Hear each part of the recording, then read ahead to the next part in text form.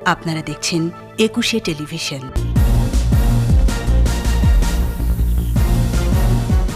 অবৈধ সম্পদ অর্জন মামলায় সাবেক স্বরাষ্ট্র প্রতিমন্ত্রী বাবর দোষী ৮ বছরের কারাদণ্ড। হাইকোর্টে ই ভ্যালির অসম্পূর্ণ নথি দাখিল, দায় দেনা নির্ধারণে বোর্ড গঠনের বিষয়ে আদেশ কাল। চলতি সপ্তাহেই শুরু শিশুদের টিকাদান কর্মসূচি, ২১ কেন্দ্র নির্ধারণ, করোনায় কমেছে শনাক্ত হার। সামাজিক যোগাযোগ মাধ্যমে সক্রিয় কিডনি বেচাকেনা চক্র, রাজধানী থেকে ৫ জন গ্রেফতার। প্রতারক আব্দুল কাদেরের সাথে সংশ্লিষ্টতার অভিযোগে মুসা বিন শমশেরকে ডিবির জিজ্ঞাসাবাদ।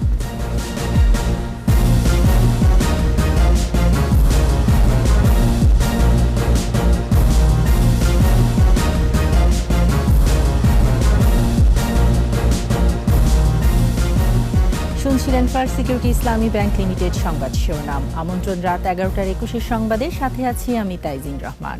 দর্শক, ২১ টেলিভিশনের সংবাদ একই সাথে সরাসরি দেখতে পাবেন আমাদের ফেসবুক পেজ www.facebook.com/2124 অনলাইনে। এছাড়া সংবাদে আরও থাকছে: মহাসপ্তমীতে নবপত্রিকা প্রবেশ আর দেবীর চক্ষুদান, অসুর বিনাশী দুর্গার আশীর্বাদে ধরায় আসবে মঙ্গল বারতা, প্রার্থনা ভক্তদের।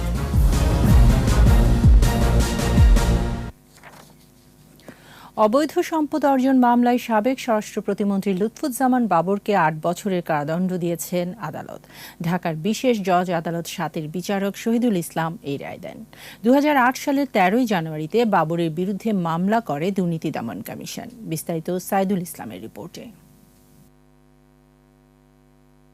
লুৎফুজ্জামান বাবর বিএনপি জামাত জোট সরকারের সাবেক স্বরাষ্ট্র প্রতিমন্ত্রী। ২০০৭ সালের ২৮ মে তত্ত্বাবধায়ক সরকারের সময়ে যৌথ বাহিনীর হাতে আটক হন লুৎফুজ্জামান বাবর। অবৈধ সম্পদ অর্জন ও তথ্য গোপন করায় ২০০৮ সালে রমনা থানায় মামলা করে দুর্নীতি দমন কমিশন দুদক। প্রায় ১ বছর তদন্ত শেষে ১৬ জুলাই চার্জশিট দেওয়া হয়। তার বিরুদ্ধে ৭,৫,৯১,৮৯৬ টাকার অবৈধ সম্পদ রাখার অভিযোগ আনা হয়। অভিযোগ গঠনের পর বিচার শুরু হয়। যুক্তিতর্ক শেষে গত ৪ অক্টোবর রায় ঘোষণার দিন ধার্য করেন আদালত। প্রায় ১ যুগের বেশি সময়ে বিচারিক প্রক্রিয়া শেষে মামলার রায় দেওয়া হয়। সাক্ষ্য প্রমাণের ভিত্তিতে ২৬-২ এবং ২৭-১ ধারা মোতাবেক তিনি আজকে দণ্ডিত হয়েছেন। আসামির প্রাইম ব্যাংক গুলশান শাখায় যে $১০,০০,০০০ অর্থাৎ ৬,৭৯,৪৯,২১৮ টাকা রাষ্ট্রের অনুকূলে বাজেয়াপ্ত করা হয়েছে। অন্যদিকে আসামি পক্ষের আইনজীবী জানান, তারা ন্যায় বিচার বঞ্চিত হয়েছেন। এ রায়ে তারা সন্তুষ্ট নন। রায়ের বিরুদ্ধে উচ্চ আদালতে যাবেন তারা। ২০০৭ সাল থেকে জেলে আছেন এবং এটাও ওনার সাজা থেকে বাদ যাবে, সেই হিসেবে তার কোনো শাস্তি আর থাকে না, সার্ভড আউট হয়ে যায়। কিন্তু তৎসাপেক্ষেও আমরা এই কনভিকশনটাকে আমরা চ্যালেঞ্জ করি এবং এই কনভিকশনের এগেনস্টে আমরা উচ্চ আদালতে আপিল দায়ের করি। তবে এরই মধ্যে ২০০৪ সালের ভয়াবহ গ্রেনেড হামলা এবং ১০ ট্রাক অস্ত্র মামলায় মৃত্যুদণ্ড হয়েছে নেত্রকোনা ৪ আসন থেকে নির্বাচিত সাবেক এ সংসদ সদস্যের। Saidul Islam, ২১ television, Dhaka. E commerce প্রতিষ্ঠান ই ভ্যালির দায় দেনা নির্ধারণের জন্য পরিচালনা পর্ষদ গঠনের বিষয়ে কাল আদেশ দেবেন হাইকোর্ট। প্রতিষ্ঠানটি যাবতীয় নথি দাখিলের পর বিচারপতি মোহাম্মদ খুরশিদ আলম সরকারের নেতৃত্বাধীন হাইকোর্ট বেঞ্চ এ আদেশ দেন। শাকের আরজুর রিপোর্ট। গত ১১ অক্টোবর ই ভ্যালির যাবতীয় নথি হাইকোর্টে দাখিল করে জয়েন্ট স্টক কোম্পানিজ। তবে সবশেষ অডিট রিপোর্ট জমা দেওয়ার কথা থাকলেও ২০১৯ সাল পর্যন্ত অডিট রিপোর্ট হাইকোর্টে দাখিল করে ই ভ্যালি। এখানে একজন হয়তোবা বিচারপতি, রিটায়ার্ড বিচারপতি, অবসরপ্রাপ্ত বিচারপতি হতে পারে, আরেকজন হয়তোবা সেক্রেটারি, আইদার রানিং অথবা এক্স সেক্রেটারি হতে পারে, আরেকজন হয়তোবা চার্টার্ড অ্যাকাউন্টেন্ট হতে পারে এবং একজন আইনজীবী হয়তোবা থাকতে পারে। এরকম ৪ জনের একটা বোর্ড হয়তোবা কালকে গঠন করবে। অনারেবল হাইকোর্ট ডিভিশন বাদী এবং বিবাদী উভয় পক্ষের আইনজীবীর বক্তব্যকে শোনেন এবং একটি অবজারভেশন দেন যে যেহেতু ই ভ্যালির ২ জন মালিক, তারা ২ জনই এখন জেলে, এই অবস্থাতে একটি ইন্টারিম বোর্ড ফর্ম করে দেওয়াটা সম্ভব না। শুনানিতে বাণিজ্য মন্ত্রণালয়ের পক্ষের আইনজীবী বলেন, সরকার ও প্রতিযোগিতা কমিশন এ বিষয়ে কাজ করছে। সরকারের পক্ষে যে অভিযোগগুলো পিটিশনাররা করছেন এগুলো সম্পূর্ণ অপ্রাসঙ্গিক, আনফাউন্ডেড, এবং কোর্টকে আমি এটাও অবগত করেছি যে প্রতিযোগিতা কমিশন ইতিমধ্যে সুমোটো কিন্তু একটা রায়, একটা সিদ্ধান্ত ইভ্যালির বিষয়ে নিয়েছে। অনলাইনে বিভিন্ন অফার ও পণ্য কিনতে ভোক্তাদের নৈতিকতার বিষয়েও মন্তব্য করেন হাইকোর্ট। ভোক্তারা নিজেরা লাভবান হওয়ার জন্য বিভিন্নভাবে এই ই কমার্সের বিভিন্ন ওয়েবসাইটে গিয়ে জিনিসপত্র কিনে থাকে এবং সেই লাভবান হতে গিয়ে যদি তারা ক্ষতিগ্রস্ত হন তারপরে তারা বলেন যে সরকার সেখানে দায়বদ্ধ থাকবে। গত 30 সেপ্টেম্বর ই কমার্স প্রতিষ্ঠান ইভ্যালি সব নথি তলব করেছিলেন হাইকোর্ট। সে আদেশের ধারাবাহিকতায় হাইকোর্টে প্রতিবেদন দাখিল করা হয়। একজন ক্রেতা ইভ্যালিতে পণ্য অর্ডার করে 5 মাস পর না পেয়ে বাংলাদেশ ব্যাংক গভর্নর ই-ক্যাব ভোক্তা অধিকারে বারবার অভিযোগ করেন, কিন্তু তাতেও প্রতিকার না পেয়ে উচ্চ আদালতের দ্বারস্থ হন তিনি। শাকেরা আরজু, একুশে টেলিভিশন, ঢাকা। 12 থেকে 17 বছর বয়সী শিক্ষার্থীদের টিকাদান কর্মসূচি শুরু হবে চলতি সপ্তাহে। স্বাস্থ্য অধিদপ্তরের মহাপরিচালক জানিয়েছেন, শিশু কিশোরদের টিকা কেন্দ্র আলাদা হবে। এদিকে গেল 24 ঘন্টায় করোনা আক্রান্ত হয়ে দেশে আরও 14 জনের মৃত্যু হয়েছে। শনাক্তের হার এখনও 3%-এরও নিচে। বাকিটা আকবর হোসেন সুমনের রিপোর্টে। করোনায় আক্রান্ত ও মৃত্যুর হার মাসখানেক ধরেই কমছে, পাশাপাশি ধাপে ধাপে চলছে টিকাদান কার্যক্রম, অনেকটাই নিয়ন্ত্রণে করোনা পরিস্থিতি। 24 ঘন্টায় মৃত্যু হয়েছে 14 জনের। এ পর্যন্ত মৃতের সংখ্যা বেড়ে 27,713। স্বাস্থ্য অধিদপ্তরের তথ্য অনুযায়ী 821টি ল্যাবে 23,155টি নমুনা পরীক্ষায় শনাক্ত হয়েছে 543 জন। মোট শনাক্ত 15,63,501। নতুন 701 জন সহ সুস্থ 15,25,148 জন। পরীক্ষা বিপরীতে দৈনিক সংক্রমণ হার 2.35%, সুস্থতা 97.55% এবং মৃত্যুর হার 1.77%। স্বাস্থ্য অধিদপ্তর জানিয়েছে, স্কুল শিক্ষার্থীদের ফাইজারের টিকা দেওয়ার প্রস্তুতি নেওয়া হচ্ছে। চলতি সপ্তাহে টিকাদান শুরু হচ্ছে। আশা করছি এই সপ্তাহের মধ্যে আমরা বাচ্চাদের ভ্যাকসিন দিতে শুরু করতে পারবো। তো আপাতত 50-100 যেটাই পারি, যতটুকু পারি এটা দিয়ে আমরা শুরু করব। আমরা অবজার্ভ করবো, তারপরে বড় রানে যাব। আপাতত আমরা স্কুলের মাধ্যমেই করব। যে স্কুলে আমরা দিতে চাই সেই স্কুলের কর্তৃপক্ষ তাদেরকে কার্ড রেজিস্ট্রেশনের মাধ্যমে তাদেরকে আমাদের কাছে নিয়ে আসবে। শিক্ষার্থীদের তালিকা সরবরাহ করবে শিক্ষা প্রতিষ্ঠান। আকবর হোসেন সুমন, একুশে টেলিভিশন, ঢাকা। বিএনপি নেত্রী বেগম খালেদা জিয়া আবারও এভার কেয়ার হাসপাতালে ভর্তি হয়েছেন। মঙ্গলবার নিয়মিত শারীরিক অবস্থা পরীক্ষা করাতে গেলে হাসপাতালে ভর্তি হন খালেদা জিয়া। তবে শারীরিক কোনো জটিলতা আছে কিনা সে ব্যাপারে কিছু জানা যায়নি। এভার কেয়ার হাসপাতালের পরিচালক ডাক্তার আরিফ মাহমুদ বলেন, কিছু পরীক্ষার জন্য তাকে হাসপাতালে ভর্তি করা হয়েছে। তবে খালেদা জিয়ার ব্যক্তিগত চিকিৎসক কিংবা দলের পক্ষ থেকে তার শারীরিক অবস্থা সম্পর্কে কিছুই জানানো হয়নি।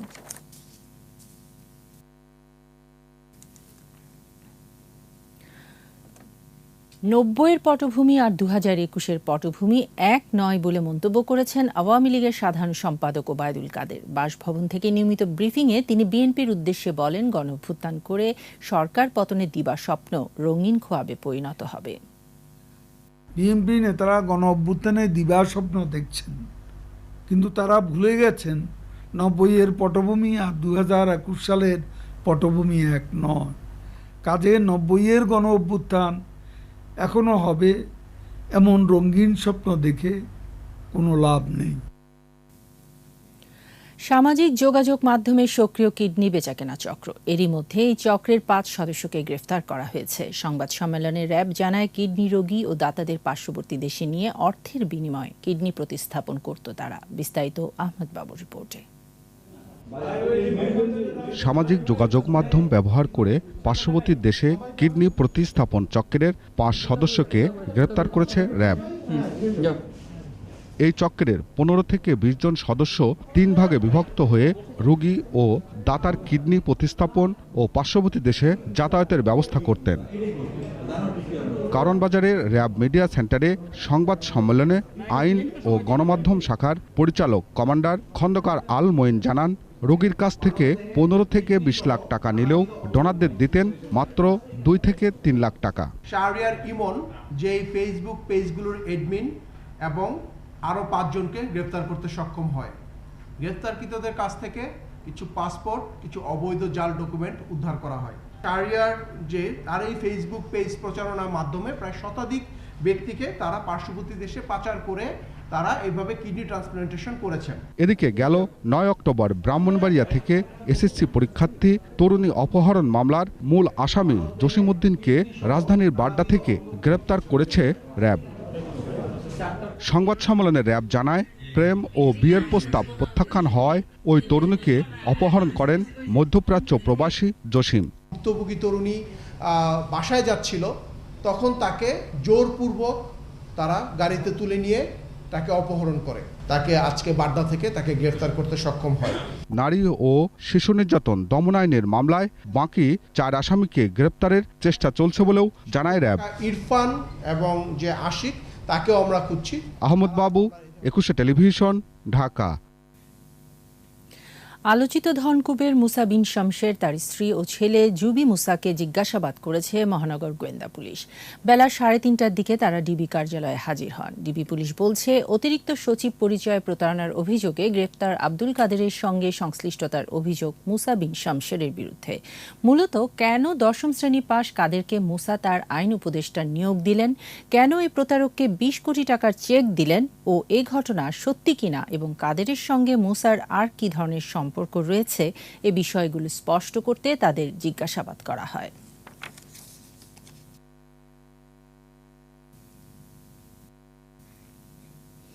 মহাসপ্তমীতে নবপত্রিকা প্রবেশ আর দেবীর চক্ষুদানের মধ্য দিয়ে শুরু হলো দুর্গাপূজার মূল অনুষ্ঠানের। অসুর বিনাশী দেবী দুর্গার আশীর্বাদে অশুভ শক্তির বিনাশ আর মঙ্গলের আবির্ভাব হবে পৃথিবী জুড়ে, এমন প্রার্থনা সবার।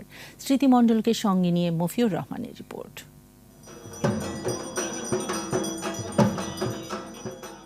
ঢাকের বাদ্য আর শঙ্খধ্বনিতে মুখরিত মন্দির মণ্ডপ। দুর্গতিনাশিনী দেবী দুর্গার আরাধনায় উৎসবের সুর।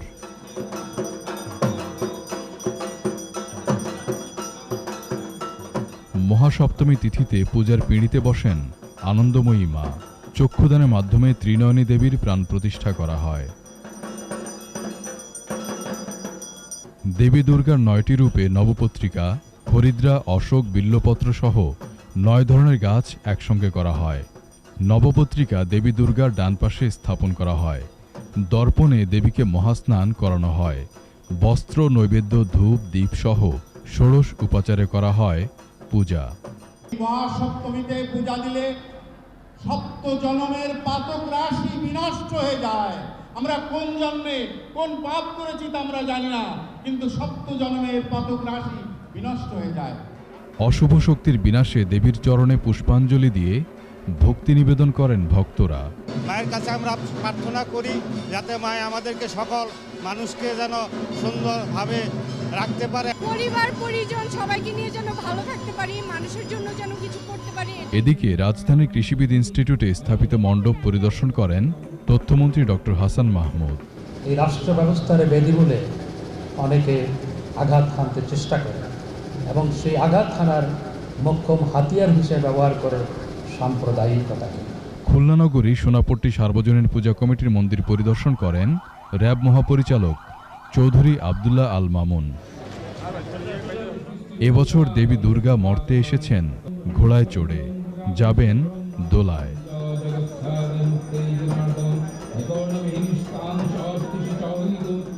মফিউর রহমান, 21 টেলিভিশন, ঢাকা। নিচ্ছি সংবাদ বিরতির পর যা থাকবে। 10 বছরে বজ্রপাতে 2800 মৃত্যু, ঝুঁকিপ্রবণ এলাকায় হচ্ছে আশ্রয় কেন্দ্র। শহীদ মিনারে নাট্য পুরোধা ইনামুল হককে শেষ শ্রদ্ধা, বনানীতে অন্তিম শয়া।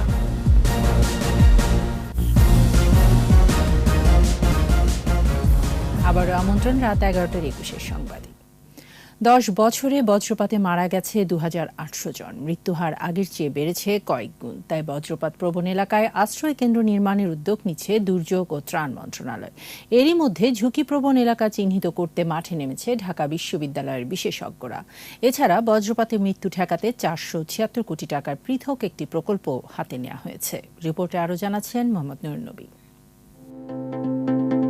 জলবায়ু পরিবর্তনের কারণে বাংলাদেশের তাপমাত্রা বেড়েছে 0.74 ডিগ্রি সেলসিয়াস। এতে জলীয় বাষ্প ঘনীভূত হয়ে বাড়ছে বজ্রপাত। বছরে 1 ডিগ্রি সেলসিয়াস তাপমাত্রা বাড়লে বজ্রঝড় 12.5% বেড়ে যাবার সম্ভাবনা থাকে। বজ্রপাতের সবচেয়ে ঝুঁকিপ্রবণ এলাকা হাওর অঞ্চল। বাংলাদেশের মতো বিষুবীয় অঞ্চলের দেশে এপ্রিল ও মে মাসে বজ্রপাত বেশি হয়ে থাকে। পরিসংখ্যান বলছে বজ্রপাতে প্রতি বছর কমপক্ষে 200 জনের মৃত্যু হয়। 2011 সাল থেকে 10 বছরে দেশে বজ্রপাতে মারা গেছে 2800 জন। তবে বজ্রপাতে মৃত্যু ঠেকাতে আগাম সতর্ক বার্তা দেবার প্রযুক্তি উদ্ভাবিত হয়েছে। সচিবালয়ের সংবাদ সম্মেলনে ত্রাণ ও দুর্যোগ সচিব জানান, পূর্বাভাস বা সতর্কতামূলক বার্তা দিতে বিভিন্ন স্থানে অত্যাধুনিক যন্ত্র স্থাপন করতে যাচ্ছে সরকার। 3টা বছর ছাড়া এবছর 318 অ্যাজ অন টুডে, আজকে পর্যন্ত 318, আর 17 এবং 18 2 বছরে 300 ক্রস করেছিল, আর বাকি সববারই 200 বা 200-র কাছাকাছি ছিল। কতগুলো মেশিন তৈরি করা হয়েছে যেগুলা 40 মিনিট আগে ডিটেক্ট করতে পারে যে বজ্রপাত হবে এবং কোথায় হবে সেটা বলতে পারে। সেই জন্য আমরা বজ্রপাতে আর্লি ওয়ার্নিং সিস্টেম দেওয়ার যে মেশিনগুলো সেগুলো আমরা বসাবো। এই সিগন্যালটা একটা অ্যাপের মাধ্যমে যাতে লোকাল পাবলিকের মোবাইলে মেসেজ যেতে পারে সেই অ্যাপ তৈরির কাজও আমরা শুরু করব। এছাড়া ঝুঁকিপ্রবণ এলাকা চিহ্নিত করে নির্মাণ করা হবে আশ্রয় কেন্দ্র।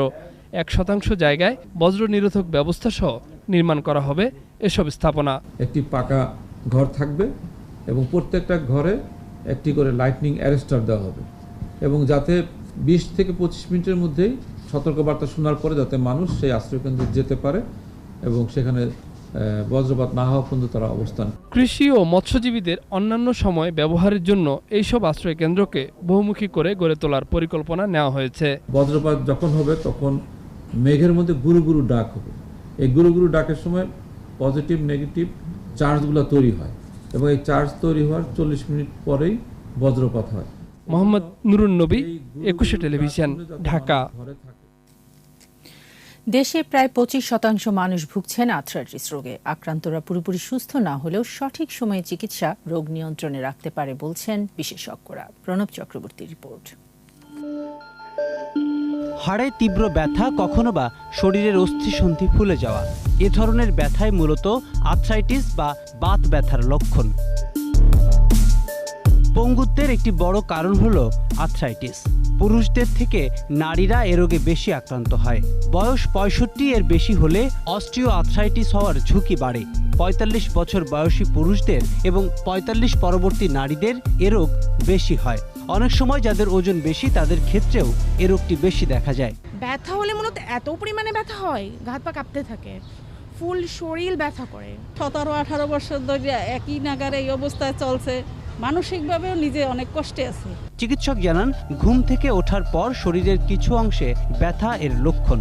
এছাড়াও হাতের আঙুল, পায়ের পাতায় সমস্যা, শারীরিক দুর্বলতা, জ্বর অনুভূতিও হয়। অনেক ক্ষেত্রে আবহাওয়া ও বংশগত কারণেও আর্থ্রাইটিস হয়ে থাকে। প্রতিরোধে শারীরিক ব্যায়াম, টেনশন না করা এবং প্রচুর পানি সহ নিয়ম মাফিক খাবার খাওয়ার পরামর্শ তাদের। আমরা যদি বলি যে অস্টিও আর্থ্রাইটিস, যার হাঁটুতে ব্যথা হয়, কোমরে ব্যথা হয়, এরকম যে বাতের কষ্টটা যেখানে জ্বর জারি থাকে না, জয়েন্টটা খুব বেশি ফুলেও যায় না, এই ধরনের বাতের প্রকোপ মেয়েদের বেশি, কিন্তু অ্যাজ এ হোল এটা প্রায় 10%। আর দেরি নয়, আর্থ্রাইটিস চিকিৎসার এখনই সময়। এ স্লোগানে পালিত হচ্ছে বিশ্ব আর্থ্রাইটিস দিবস। বঙ্গবন্ধু শেখ মুজিব মেডিকেল বিশ্ববিদ্যালয়ে এ উপলক্ষে সেমিনার ও আলোচনা সভার আয়োজন করে। সকল বিশেষজ্ঞগণ সে যে যেখানেই থাকেন না কেন, প্রয়োজনে তাকে আমরা এখানে কাজে লাগাতে চাই। আর্থ্রাইটিস যেন বড় কোনো পর্যায়ে না যেতে পারে, সেজন্য ব্যথাকে গুরুত্ব দিয়ে দ্রুত চিকিৎসা নেওয়ার পরামর্শ চিকিৎসকদের। প্রণব চক্রবর্তী, একুশে টেলিভিশন, ঢাকা। প্রথমবারের মতো ডিজিটাল প্ল্যাটফর্ম থেকে গানের রয়্যালিটি অর্থ পেলেন প্রয়াত সঙ্গীত শিল্পী আইয়ুব বাচ্চুর পরিবার। ইউটিউব, আইটিউন, ফেসবুক এবং অ্যামাজন সহ বিভিন্ন ডিজিটাল মাধ্যমে বাচ্চুর রেজিস্টার্ড অ্যাকাউন্টে এই রয়্যালিটি জমা হয়। বিস্তারিত জানাচ্ছেন রিয়াজ সুমন।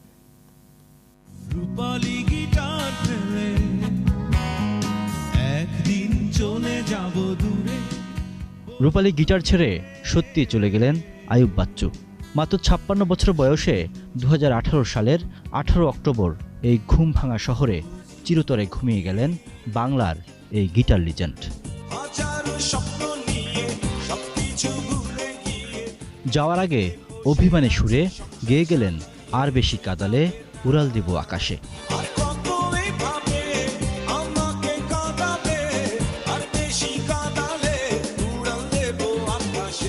জনপ্রিয় এই গিটার জাদুকর আকাশে উড়াল দিলেও রেখে গেছেন অসংখ্য গান।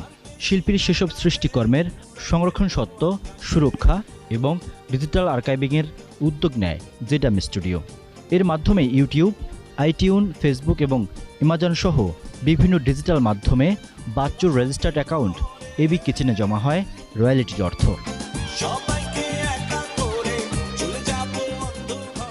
আইয়ুব বাচ্চুর সহধর্মিণী ফেরদৌস আক্তারের হাতে রয়্যালিটি থেকে আসা 4 লাখ এবং গ্যাক মিডিয়া বাচ্চুর গান ওটিটি প্ল্যাটফর্মে ব্যবহারের জন্য আরও 5 লাখ টাকার চেক তুলে দেন সংস্কৃতি প্রতিমন্ত্রী। এ সময় তিনি বলেন, কপিরাইট বোর্ডের মাধ্যমে দেশের অন্যান্য শিল্পীদেরও এ ধরনের সহায়তা দেয়া হবে। এই শিল্পীকে তো সরকার স্বীকার করে যে তারা আমাদের শিল্পী, এই স্বীকৃতিটা তারা তো পেলেন। এই জায়গাটি তো আমরা চেষ্টা করি প্রতি বছর 200, 400, 500, 1000 শিল্পীকে আমরা সঙ্গীত বীমার আওতায় আনার জন্য। এছাড়া কপিরাইট লঙ্ঘন হলে আইনগত ব্যবস্থা গ্রহণ করা হবে বলেও জানান মন্ত্রী। আমরা নিশ্চিত করার জন্য চেষ্টা করছি। রিয়াদ সুমন, 21 টেলিভিশন, ঢাকা। নাট্যাঙ্গনে পুরোধা অভিনেতা শিক্ষক ডক্টর ইনামুল হক রণাঙ্গনে মুক্তিযুদ্ধের সঙ্গে স্বপ্ন দেখেছিলেন সাংস্কৃতিক মুক্তির। স্বাধীনতা ছিনিয়ে এনে বাকি জীবন উৎসর্গ করেছেন রঙ্গমঞ্চে। কেন্দ্রীয় শহীদ মিনারে সর্বস্তরের শ্রদ্ধা নিবেদন শেষে বনানী কবরস্থানে সমাহিত করা হয় এই গুণী শিল্পীকে। রিপোর্টে আরও জানাচ্ছেন আকবর হোসেন সুমন। ডক্টর ইনামুল হক 1943 সালের 29 মে ফেনীতে তার জন্ম। ঢাকা বিশ্ববিদ্যালয় থেকে রসায়ন শাস্ত্রে স্নাতকোত্তর, পরে যুক্তরাজ্যের ম্যানচেস্টার ইউনিভার্সিটি থেকে পিএইচডি। সমৃদ্ধ শিক্ষা জীবন থেকেই যুক্ত হন নাট্যাঙ্গনে। মুক্তিযুদ্ধ পরবর্তী সাংস্কৃতিক আন্দোলনের অন্যতম পুরোধা। সোমবার হৃদযন্ত্রের ক্রিয়া বন্ধ হয়ে শেষ নিঃশ্বাস ত্যাগ করেন এই গুণী মানুষটি। কেন্দ্রীয় শহীদ মিনারে জানানো হয় শেষ শ্রদ্ধা। অর্ধশত বছরের সহকর্মীরা ডক্টর ইনামুল হকের মৃত্যুতে শোক বিহ্বল। এনাম ভাইরা চলে যাচ্ছেন, অনেকে চলে গেছেন, এবং সেই সত্যটি কিন্তু আমাদের চোখে আঙুল দিয়ে দেখিয়ে দিচ্ছে যে আসলে মূল সংস্কৃতির জায়গাই হচ্ছে একটা দেশের আসল পরিচয়। চলে গেলেন, এখন আমরা চেষ্টা করব একজন সম্পাদককে দিয়ে তার যে টেক্সটগুলো বইগুলো পাওয়া যায় সেগুলো নিয়ে তাকে ধরে রাখা। তার এই মৃত্যু জাতির জন্য অপূরণীয় ক্ষতি, নাট্য অঙ্গনের জন্য অপূরণীয় ক্ষতি, সাংস্কৃতিক অঙ্গনের জন্য অপূরণীয় ক্ষতি। মূল ধারার সংস্কৃতির জন্য গোটা জীবন বয়ে নিয়েছেন নাট্য ব্যক্তিত্ব ইনামুল হক। এই মুহূর্তে এই মানুষটি অনিবার্যভাবে আমাদের পাশে দাঁড়িয়েছিলেন, সেই মানুষটিকেও আমরা হারিয়ে ফেললাম। মানুষের মৃত্যু হবে, কিন্তু উনি না থাকায় আমাদের দুঃখটার মধ্যে সান্ত্বনা দেওয়ার লোক থাকলো না। সাংস্কৃতিক আন্দোলনে খুব গুরুত্বপূর্ণ একজন নেতৃস্থানীয় মানুষকে হারালো। শ্রদ্ধা নিবেদন শেষে তাকে নেওয়া হয় কর্মস্থল বাংলাদেশ প্রকৌশল বিশ্ববিদ্যালয়ে। জানাজায় অংশ নেন সহকর্মীরা। পৃথিবীর রঙ্গমঞ্চ ছেড়ে তার শেষ ঠিকানা বনানী কবরস্থান। আকবর হোসেন সুমন, 21 টেলিভিশন, ঢাকা। এবার আমাদের বিশেষ আয়োজন আমার বাংলা।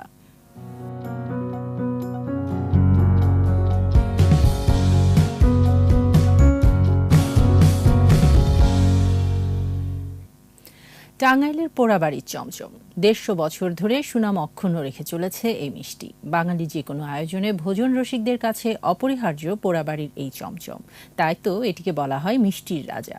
টাঙ্গাইল প্রতিনিধি কাজী রিপোর্ট জানাচ্ছেন রত্না জামান।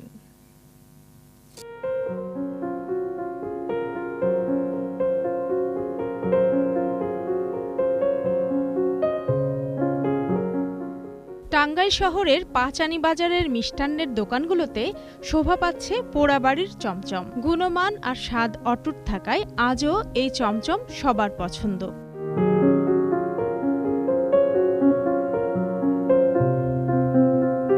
প্রবীণরা বলেন, ব্রিটিশ আমলে আসাম থেকে আসা দশরথ গৌড় নামে একজন ধলেশ্বরীর পানি ও ঘন দুধ দিয়ে এই চমচম তৈরি শুরু করেন। সেই থেকে 150 বছর ধরে চলছে এই মিষ্টি তৈরি।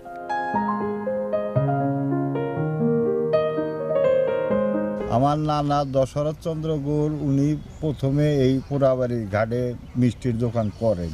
এইখানে যত মাল টাঙ্গাইল টুঙ্গাইল ময়মনসিংহ যোগাযোগ এইটাই ছিল আগে নদীপথে। এইখান থেকে আপনার এই চমচমের নামটা হয়। ব্যবসায়ী ছিল, তার এই দোকানটা পুইরা যাওয়ানে তখন এই বাজারটার নাম হয়ে গেল পোড়াবাড়ি। তারপরে থেকে এই পোড়াবাড়ি, এই মিষ্টিটার নাম পোড়াবাড়ির বাজারের জন্য বিখ্যাত হইল। শহর থেকে 5 কিলোমিটার পশ্চিমে ধলেশ্বরী নদীর তীরে পোড়াবাড়ি গ্রাম। এখানেই ভিড়ত স্টিমার।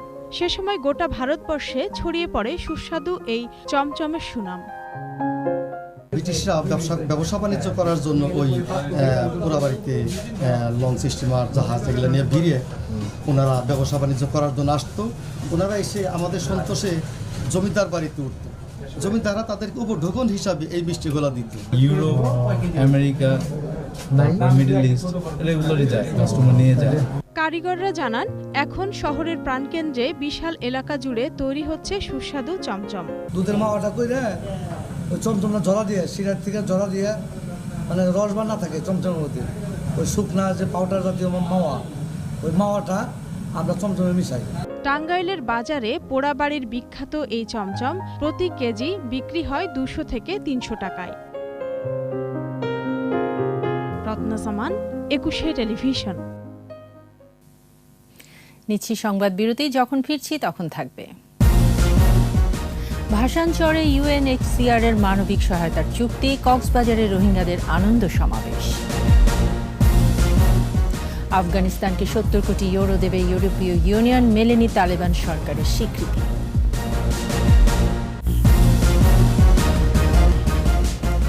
আমন্ত্রণ আবারও রাত 11টার 21 সংবাদে। ভাসানচরে মানবিক সহায়তা কার্যক্রমে জাতিসংঘের শরণার্থী সংস্থা ইউএনএইচসিআর সংযুক্ত হওয়ায় আনন্দ প্রকাশ করেছে কক্সবাজারে বিভিন্ন ক্যাম্পের রোহিঙ্গারা। উখিয়া, কুতুপালং, মেঘা ক্যাম্পের বিভিন্ন জায়গায় জড়ো হয়ে আনন্দ প্রকাশ করে তারা। সে সময় মিষ্টি বিতরণ করা হয়। উখিয়া, কুতুপালং ক্যাম্পের ইনচার্জ জানান, স্বেচ্ছায় ভাসানচরে যেতে ইচ্ছুক রোহিঙ্গাদের তালিকা তৈরি করা হচ্ছে।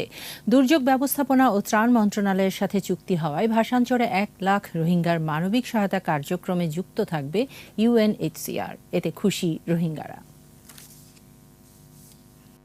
ইউএনএইচসিআর WP যে বিভিন্ন ধরনের ইনজু কর্মকর্তাসকল এখন সাপোর্ট দিবলা বলি কি হয়ে বাধ্যগত হয়ে ওকে হয়ে পাশন সজাই বল্লা বলি এরা একখান গভর্নমেন্টের সাথে এগ্রি হয়ে ইয়ান হারা খুব খুশি।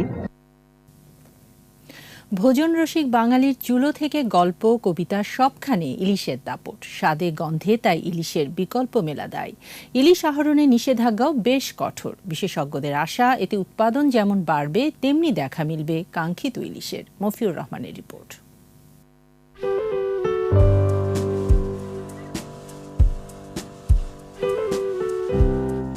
গান, গল্প, কবিতা কিংবা মুখরোচক স্বাদের কথা বাদই দিলাম, ভৌগোলিক পণ্য হিসেবেও স্বীকৃত বাংলাদেশের ইলিশ।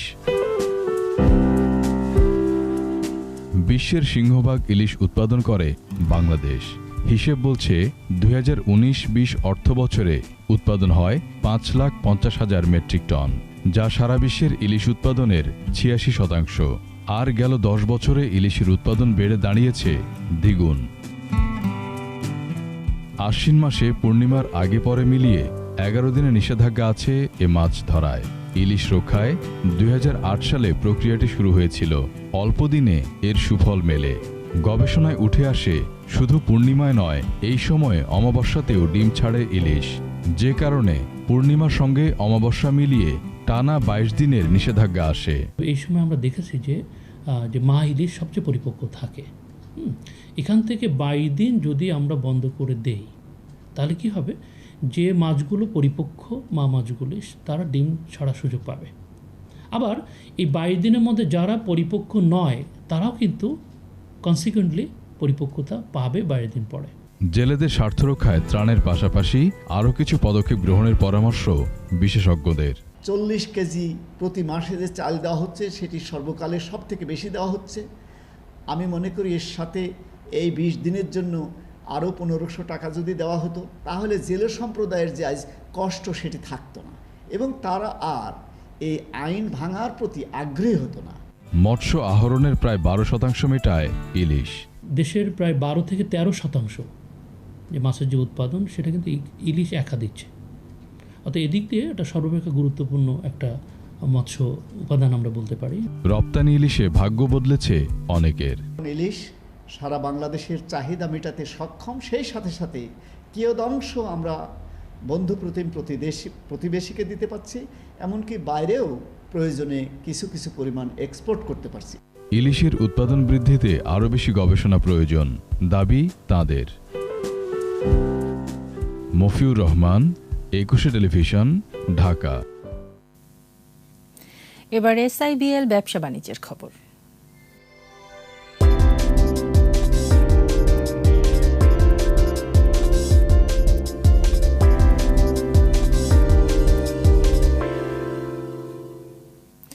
দরপতন অব্যাহত রয়েছে দেশের পুঁজিবাজারে। মঙ্গলবার ডিএসইতে লেনদেন হওয়া 275টি প্রতিষ্ঠানের মধ্যে দর বেড়েছে মাত্র 93টির, কমেছে 244টির, আর অপরিবর্তিত ছিল 38টির দর।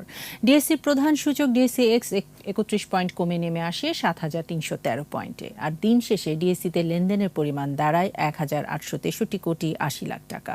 সূচক কমেছে অপর স্টক এক্সচেঞ্জ CSEতেও। লেনদেন হয়েছে 63 কোটি 6 লাখ টাকার শেয়ার ও মিউচুয়াল ফান্ড।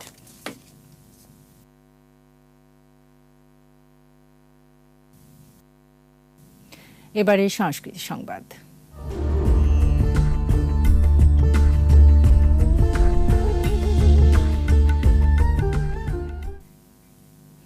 পর্দা নামলো গঙ্গা যমুনা সাংস্কৃতিক উৎসবের। 140টি দলের সংস্কৃতি কর্মীদের 12 দিনের মিলন মেলা ভাঙল বঙ্গবন্ধু ও বাংলাদেশকে নিয়ে নানা আয়োজনের মধ্য দিয়ে।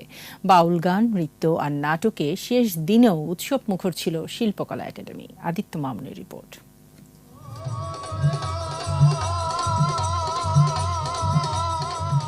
দেশের সর্ববৃহৎ সাংস্কৃতিক উৎসবের পর্দা নামল। জমকালো আয়োজনের শেষ দিনেও শিল্পকলা একাডেমিতে ছিল চোখে পড়ার মতো দর্শক শ্রোতা। মুক্তমঞ্চে সমাপনী দিনের আয়োজনে বাউল গানের ঝংকার। সঙ্গীত ও নৃত্যকলায় মুক্তধারা সংস্কৃতি চর্চা কেন্দ্রের বাঙালি, বাংলাদেশ ও বঙ্গবন্ধু শিরোনামে বর্ণিল পরিবেশনা। নৃত্য আর গানে তুলে ধরা হয় 1947 থেকে বর্তমান বাংলাদেশকে।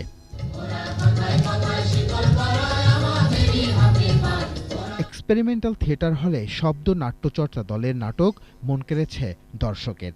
মধ্যবিত্ত জীবন সংসারের কথকথায় ধ্বনিত হয় সবারই কথা। চরম রাজনৈতিক আবহের নাটক একটি লৌকিক অথবা অলৌকিক স্টিমার। ঢাকা থিয়েটারের এই নাটকে বাংলাদেশের সামগ্রিক প্রেক্ষাপট চিত্রিত হয়েছে।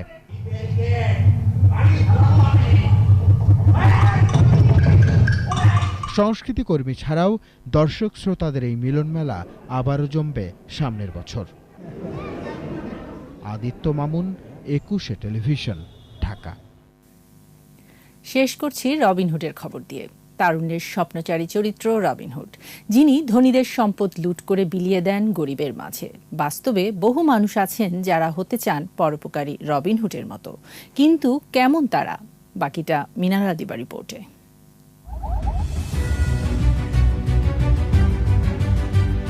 জীবে প্রেম করে যেজন, সেইজন সেবিছে ঈশ্বর। স্বামী বিবেকানন্দের এই বাণী বদলে দিয়েছে সাদামাটা জীবনের রং।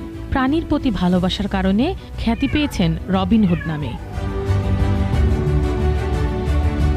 ইচ্ছে থাকলেও নগণ্য বিশ্বাসে প্রাণী কিংবা অন্য জীবের পাশে দাঁড়ানো হয় না অনেকের।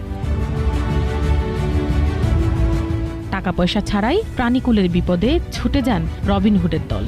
বিপদগ্রস্ত যে কোনো প্রাণী আটকে বা ফেসে গেলে জাতীয় জরুরি সেবা 999-এ ফোন করলে আমরা ভলেন্টারি স্বেচ্ছাসেবী একটি টিম গিয়ে উদ্ধার করে দিয়ে আসি। মহতী উদ্যোগ পুরো দেশে ছড়িয়ে দেওয়ার স্বপ্ন দেখেন তারা। অন্যান্য যারা ডিফেন্স আছে তারা যেমন একটা সরকারি পৃষ্ঠপোষকতা পায়, এই ধরনের পৃষ্ঠপোষকতা যখন আমরা পাবো তখন আমরা আমাদের এই কর্মকাণ্ডের জায়গাটা আরও বড় করতে পারবো এবং সারা দেশব্যাপী মানুষের মধ্যে এই প্রাণী সচেতনতার বিষয়টি সরিয়ে দিতে পারবো। এসব কাজে প্রতিকূলতাও কম নয়। কোমল স্বভাবের পাশাপাশি আছে হিংস্র প্রাণীও। ঝুঁকি ঝামেলা মাথায় রেখেই তাই কাজ করতে হয় রবিনহুডদের। বাংলাদেশে প্রাণী নিষ্ঠুরতা সম্পূর্ণরূপে বন্ধ করা গভর্নমেন্টের সহায়তায়, পাশাপাশি যত ধরনের বিপদগ্রস্ত পশু প্রাণী থাকবে আমরা উদ্ধার করতে চাই। স্রষ্টার সৃষ্টিকে ভালোবেসে আগামী দিনে আরও বেশি চ্যালেঞ্জের কাজ করার প্রত্যয় জানান রবিনহুডের দল। মিনালা দীপা, একুশে টেলিভিশন, ঢাকা। আর এরই সাথে শেষ করছি রাত 11টার 21 সংবাদ। যাবার আগে ফার্স্ট সিকিউরিটি ইসলামী ব্যাংক লিমিটেড সংবাদ শিরোনামগুলো জানিয়ে দিচ্ছি আরও একবার। অবৈধ সম্পদ অর্জন মামলায় সাবেক স্বরাষ্ট্র প্রতিমন্ত্রী বাবুর দোষী 8 বছরের কারাদণ্ড।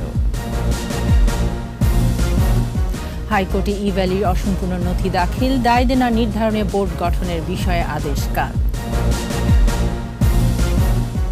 চলতি সপ্তাহে শুরু শিশুদের টিকাদান কর্মসূচি, 21 কেন্দ্র নির্ধারণ, করোনায় কমেছে শনাক্ত হার।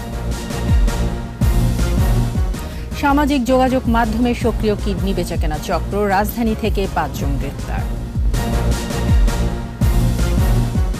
প্রতারক আব্দুল কাদেরের সাথে সংশ্লিষ্টতার অভিযোগে মুসা বিন শমশেরকে ডিবির জিজ্ঞাসাবাদ।